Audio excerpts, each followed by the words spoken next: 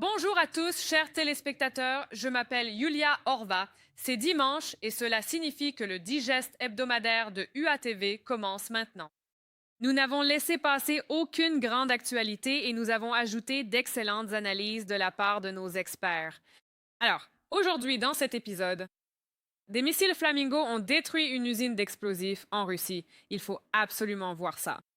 Trump exige-t-il que l'Ukraine cède le Donbass à la Russie? Que se passe-t-il vraiment à huis clos?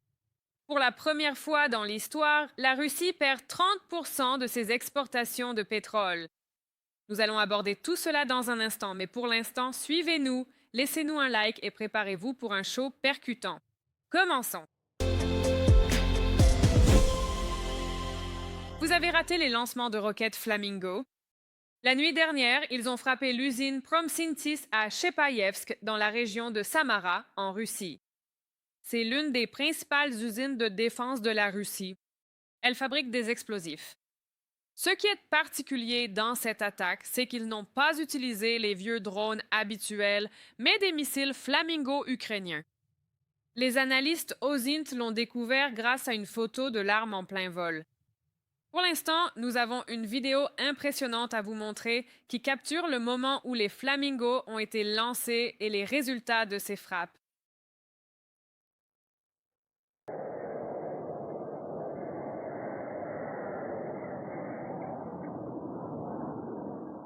Cette semaine, des drones ukrainiens ont attaqué à plusieurs reprises la région de Leningrad en Russie.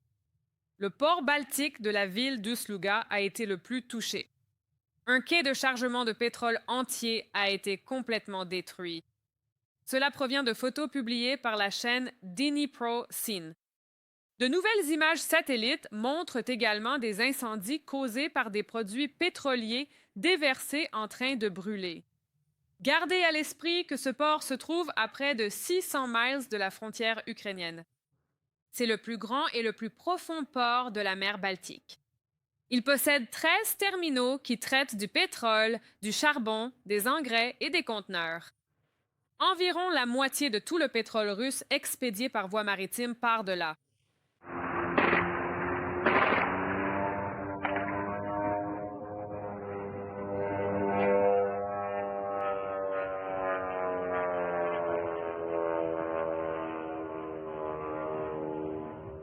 Toujours dans la région de Leningrad, l'une des principales raffineries de pétrole de Russie, QDG, a été mise à l'arrêt selon Reuters. Des attaques de drones ukrainiens ont provoqué d'importants incendies dans plusieurs parties de l'usine. 2 unités principales et plusieurs unités de soutien ont pris feu. Des sources ont indiqué à Reuters qu'en 2024, cette raffinerie avait traité 17,5 millions de tonnes de pétrole. Cela représentait plus de 6,5% du raffinage total du pétrole en Russie. C'est un chiffre assez important.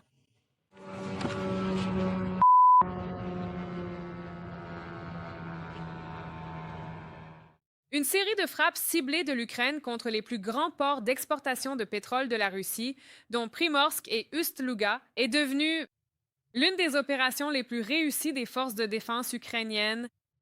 Selon les calculs de Reuters, en raison de ces frappes, de l'arrêt de l'oléoduc Druzhba et des attaques contre les pétroliers du pays agresseur, la Russie a perdu jusqu'à 40% de ses exportations de pétrole. C'est la perte la plus grave de ce genre dans l'histoire moderne de la Russie. Reuters a souligné que cela frappe durement les revenus de matières premières de Moscou. La Russie voulait s'enrichir grâce à la hausse des prix du pétrole provoquée par la guerre au Moyen-Orient. Le fait est que certaines sanctions contre la Russie ont été levées pour aider à stabiliser le marché mondial du pétrole. Ainsi, pour empêcher Moscou d'obtenir des fonds supplémentaires pour alimenter son agression, l'Ukraine doit fixer ses propres limites de frappe. La semaine passée a en effet révélé quelque chose de très étrange. Pour la première fois depuis très longtemps, l'Inde a signé des contrats avec la Fédération de Russie pour acheter du pétrole russe à un prix supérieur au marché. Non pas avec une remise de 10 à 12 dollars, mais à un prix supérieur. Aujourd'hui, le pétrole russe est acheté par les Indiens à 126 dollars le baril, alors que le Brent est aujourd'hui à 104 dollars Cela est dû au fait qu'une pénurie locale de pétrole s'est développée en Indochine. En raison du blocage, La guerre en Ukraine affecte à peine les États-Unis et la protection de l'Europe est le problème de l'Europe elle-même. Après tout, l'Amérique et la Russie sont séparées par une notion. C'est ce qu'a déclaré le président Donald Trump cette semaine. Il a comparé la guerre en Iran à la guerre en Ukraine. À son avis, les États-Unis n'ont pas à s'impliquer dans le conflit entre Kiev et Moscou. De plus, l'Amérique gagne en réalité de l'argent en vendant du matériel militaire à l'Ukraine. En même temps, Trump est contrarié que l'Europe ne l'aide pas dans le conflit au Moyen-Orient. Cela ne nous concerne pas, nous qui sommes à des milliers de kilomètres. C'est pourquoi, quand j'ai entendu le chef de l'Allemagne dire « ce n'est pas notre guerre, l'Iran », j'ai répondu « eh bien l'Ukraine n'est pas notre guerre non plus. Nous avons aidé, mais l'Ukraine n'est pas notre guerre. » J'ai trouvé que c'était une déclaration très inappropriée à faire. Mais il l'a faite, on ne peut pas l'effacer. Mais c'est ce qu'il pensait. J'ai dit « eh bien vous savez, l'Ukraine n'est pas notre guerre. » Et ce n'est pas le cas, mais j'aimerais voir tous ces jeunes arrêter de se faire tuer. Je veux dire, ils se font tuer. C'est comme un abattoir. La vérité, c'est que Trump a tort quand il essaie de séparer la guerre en Ukraine du conflit impliquant l'Iran. En réalité, ces deux situations sont liées. Et cela vient directement de l'analyse du Telegraph. La Russie utilise la technologie iranienne dans sa guerre contre l'Ukraine depuis longtemps, en particulier les drones. Maintenant, cette connexion fonctionne dans les deux sens. Moscou aide Téhéran et ces conflits commencent à s'alimenter mutuellement. Les experts disent clairement que ces guerres sont interconnectées. Si vous ne voyez pas cela, la stratégie de l'Occident s'affaiblit. Ignorer ce lien aide en fait la Russie et augmente les chances que la Russie l'emporte en Ukraine. En plus de cela, le président Volodymyr Zelensky a déclaré que l'Ukraine dispose de preuves claires que la Russie a tenté de faire chanter les États-Unis. Ils ont proposé d'arrêter de partager des renseignements avec l'Iran si les États-Unis faisaient de même avec l'Ukraine. La Russie continue de fournir à l'Iran des informations de renseignement importantes, y compris des détails sur l'emplacement des sites militaires américains dans la région. Si Téhéran n'avait pas eu ces informations, il aurait été bien plus facile pour les États-Unis de faire face à ce régime terroriste. J'ai des rapports de nos services de renseignement montrant que la Russie fait cela et dit « Je ne transmettrai pas de renseignements à l'Iran si l'Amérique arrête d'en transmettre à l'Ukraine. » N'est-ce pas du chantage? Absolument. Téhéran ne cache même pas à quel point ils sont proches de Moscou. Le président iranien Massoud Pezeshkian a remercié le dictateur russe Vladimir Poutine en russe pour les avoir inspirés dans la guerre contre les États-Unis. Il a écrit « La résistance et le courage du peuple iranien annoncent une nouvelle ère qui apportera la sécurité à l'Asie de l'Est grâce aux pays de la région. Au nom du peuple iranien, je remercie le gouvernement et le peuple russe. » Sa déclaration disait « Les États-Unis continuent de jouer un jeu étrange. Quand ils disent « Eh bien, nous supposons que la Russie fournit des renseignements à l'Iran pour affiner les cibles en vue de frappes plus sensibles sur les infrastructures énergétiques de la région que, soit dit en passant, les États-Unis s'étaient engagés à protéger, ainsi que sur les bases militaires américaines ou de l'OTAN plus largement, c'est-à-dire sur les citoyens américains. Eh bien, on le constate un peu, mais on ne comprend pas comment cela doit être évalué. C'est une position étrange car, encore une fois, la Russie ne peut certainement pas avoir de présence militaire dans la région. Toutes leurs troupes sont aujourd'hui déployées en Ukraine. La Russie n'a pas d'autres ressources, mais elle est présente par l'information, elle est présente par d'autres moyens, n'est-ce pas? C'est-à-dire à travers les changements, les modifications technologiques qui ont été apportées aux Shahid. La Russie est présente dans cette guerre. Le chef du renseignement militaire ukrainien, Kirill Boudanov, affirme que la Troisième Guerre mondiale a déjà commencé. Il a déclaré aux journalistes que ce n'est pas seulement une question concernant les États-Unis qui combattent en Iran. Selon lui, ce nouveau conflit mondial a en réalité commencé en février 2022, lorsque la Russie a lancé son invasion à grande échelle de l'Ukraine. À votre avis, s'agit-il déjà de la Troisième Guerre mondiale? Ou est-ce encore un conflit local? Elle est déjà en cours. Elle dure depuis longtemps. A-t-elle commencé ici, chez nous? Je le pense. Et quel en sera le dénouement?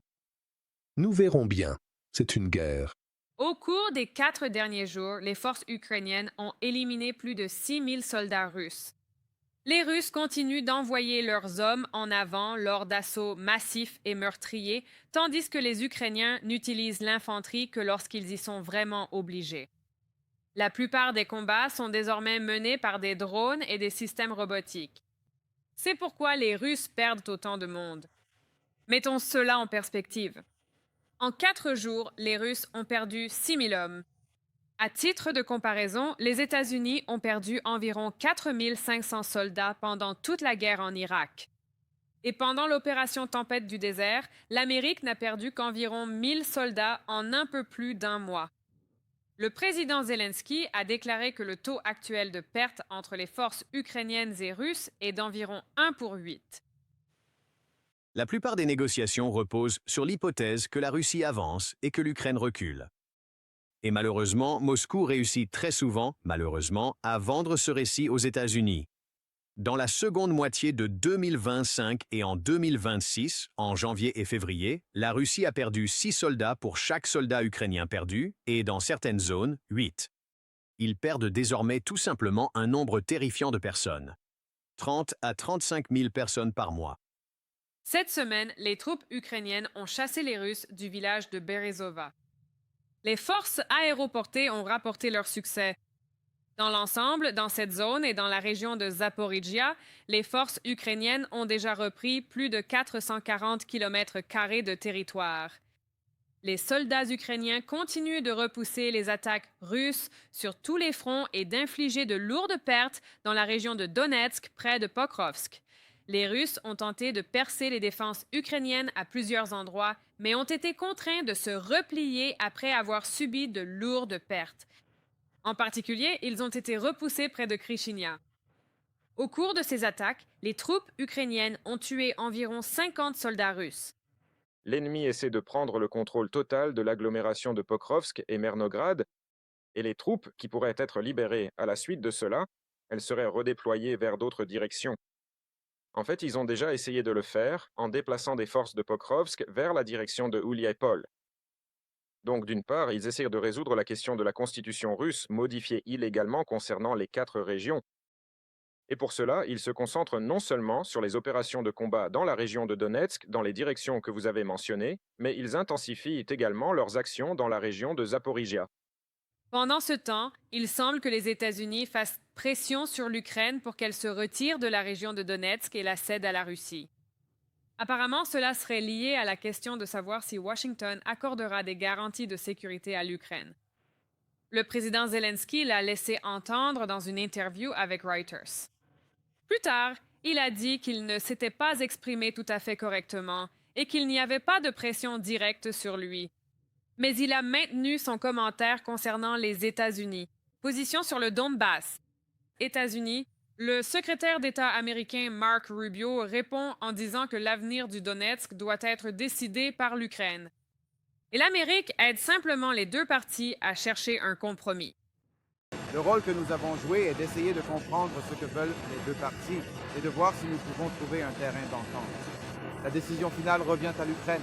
S'ils ne veulent pas prendre certaines décisions ou faire certaines concessions, alors la guerre continue.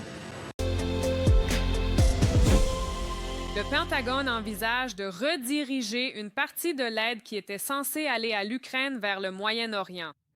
Selon le Washington Post, cela concerne des missiles intercepteurs de défense aérienne commandés dans le cadre d'un programme Kurt Pearl qui a débuté l'année dernière.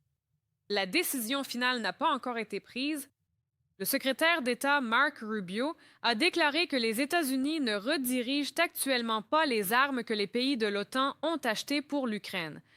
Mais il n'a pas exclu la possibilité que cela puisse arriver à l'avenir. Rien n'a encore été détourné, mais cela pourrait arriver. Je veux dire, franchement, ce n'est pas détourné. Ce ne sont pas des armes détournées. Ce sont nos armes. Ce sont des ventes. Ce sont des ventes militaires via Pearl, payées par l'OTAN. Et donc la question, à un moment donné, est la suivante. Si nous avons un besoin, laissez-moi être clair. Si les États-Unis ont un besoin militaire, que ce soit pour reconstituer nos stocks ou pour accomplir une mission relevant de l'intérêt national des États-Unis, nous passerons toujours en premier en ce qui concerne nos armes. C'est vrai pour tous les pays du monde, à moins qu'il ne s'agisse d'un pays qui ne souhaite pas survivre. La Russie a envoyé près de 1000 drones d'attaque contre l'Ukraine en une seule journée plus tôt cette semaine. Pensez à ce chiffre. 1000 drones de frappe.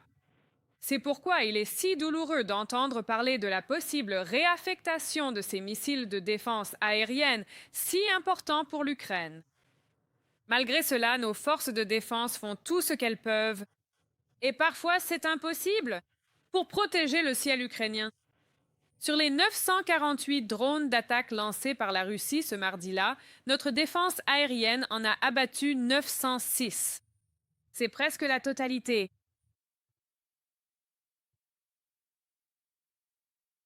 Enfin, on a réussi à obtenir une sorte de vision coordonnée de ce qui se passe. Et c'est justement la coordination qui est essentielle ici. Et en fait, ce sont des gens partout qui savent exactement ce qu'ils doivent faire. Il y a une défense en couche, je veux dire, il y a des canons, des missiles anti-drones à courte portée et des missiles à plus longue portée. Et l'armée de l'air parvient à tout coordonner. En ce moment, tout est intégré dans un système cohérent. Et ça fonctionne bien. Mais tout de même, 1000 drones d'attaque, c'est tout simplement trop. Ceux qui ont réussi à franchir les solides défenses aériennes de l'Ukraine ont causé beaucoup de dégâts. À Lviv, un drone russe a frappé le centre-ville en plein jour. Il a endommagé un bâtiment monastique et blessé plus de 30 personnes. Les Russes ont également frappé un immeuble résidentiel à 2 reprises. Pendant ce temps, dans l'une des villes de Rankivsk, un drone ennemi a explosé près d'une maternité. Un homme et sa fille de 15 ans ont été tués lors de l'attaque. Ils étaient venus rendre visite à la maman qui venait d'accoucher quelques jours plus tôt et ils n'ont pas eu le temps d'atteindre l'abri. Malheureusement, désormais, son bébé ne pourra voir son père et sa grande sœur qu'en photo.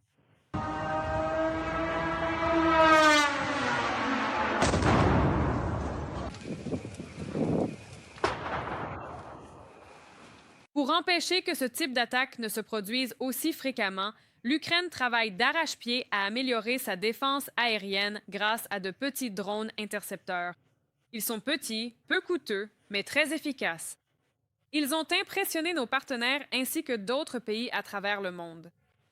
Comme l'a déclaré le ministre de la Défense, Mikhailo Fedorov, en février 2026, les drones intercepteurs ukrainiens ont abattu 10 000 drones ennemis. Ces derniers jours, le président Volodymyr Zelensky a passé du temps au Moyen-Orient. Il a conclu un accord de coopération en matière de défense avec l'Arabie saoudite, rencontré des experts ukrainiens en défense contre les drones aux Émirats arabes unis et discuté d'un partenariat de 10 ans sur la protection avec l'émir du Qatar. Des experts ukrainiens en défense travaillent dans tous ces pays depuis plus d'une semaine. Le président Zelensky a clairement indiqué que l'Ukraine est prête à aider les pays amis du Moyen-Orient. En échange de cette aide, il leur a demandé de mettre en place des livraisons régulières de diesel pour notre pays. Le premier ministre hongrois Viktor Orbán s'est retrouvé dans une situation délicate lors d'un rassemblement de campagne. Les habitants de la ville hongroise de György l'ont hué de façon inattendue. Cette ville a toujours été un fervent soutien de son parti, le Fidesz. Des centaines de manifestants ont scandé des slogans anti-gouvernementaux. Merci. Et ils ont exigé des réponses concernant la corruption et la mauvaise situation économique. Leurs huées et cris constants venus de l'opposition ont rendu difficile pour Orbán de prononcer son discours comme il le fait habituellement. Il a élevé la voix à plusieurs reprises et a accusé la foule d'agir pour l'Ukraine. La question est de savoir ce dont le pays a besoin. La situation est telle qu'aujourd'hui, nous n'avons pas besoin de changement, ni d'aventure, ni d'expérimentation, ni de l'ambition de la jeunesse, mais d'expérience et de sécurité. Et je m'engage à ce que, si vous soutenez cela, je l'apporterai à la Hongrie. Dernièrement, dans ses discours et déclarations, Orbán parle presque plus de l'Ukraine que de la Hongrie. Et il lance souvent de grandes accusations. Par exemple, l'affirmation selon laquelle le journaliste d'investigation hongrois Szabolcs Pani travaillerait pour les services de renseignement ukrainiens. Pourquoi? Parce que Pani a écrit que des plans du gouvernement d'Orban auraient secrètement fait sortir de grandes quantités d'argent liquide et de biens précieux de Russie. Sur les réseaux sociaux, le journaliste a déclaré que ces informations avaient commencé à apparaître dès 2016 et 2017 dans les services de sécurité nationale des pays de l'Union européenne et de l'OTAN. Pendant ce temps, le ministre hongrois des Affaires étrangères, Péter Szijjártó, a admis qu'il s'entretenait régulièrement avec le ministre russe des Affaires étrangères, Sergei Lavrov, lors de réunions à huis clos de l'UE. Il affirme qu'il le fait parce que certaines décisions de l'UE affectent directement les relations de la Hongrie avec des pays extérieurs au bloc. Et il ne voit aucun problème à cela.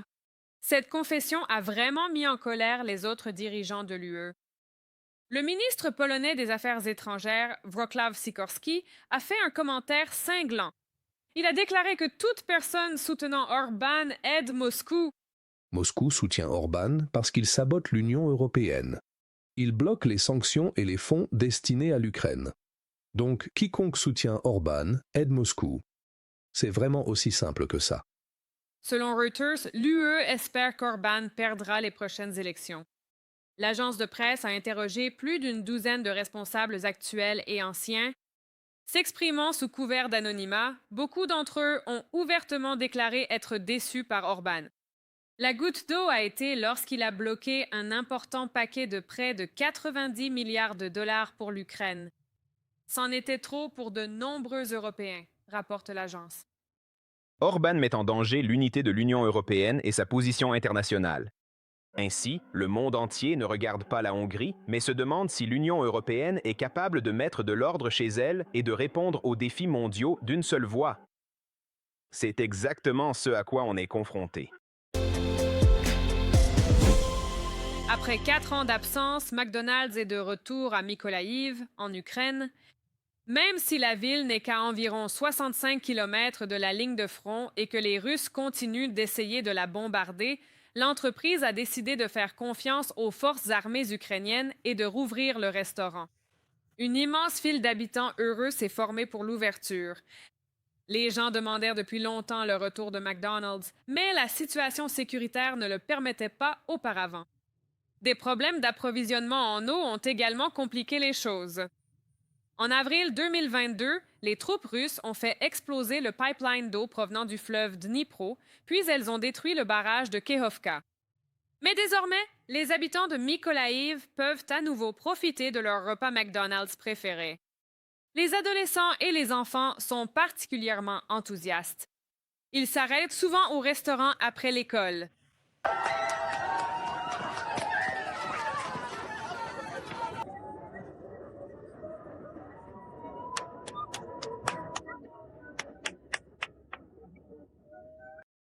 C'est tout pour aujourd'hui. Je suis Yulia Orovan. Merci infiniment pour votre temps, votre attention et votre soutien indéfectible à l'Ukraine. Nous vous retrouvons la semaine prochaine. N'oubliez pas de vous abonner à notre chaîne pour rester informé de l'actualité présentée par nos soins. UATV avec une perspective ukrainienne.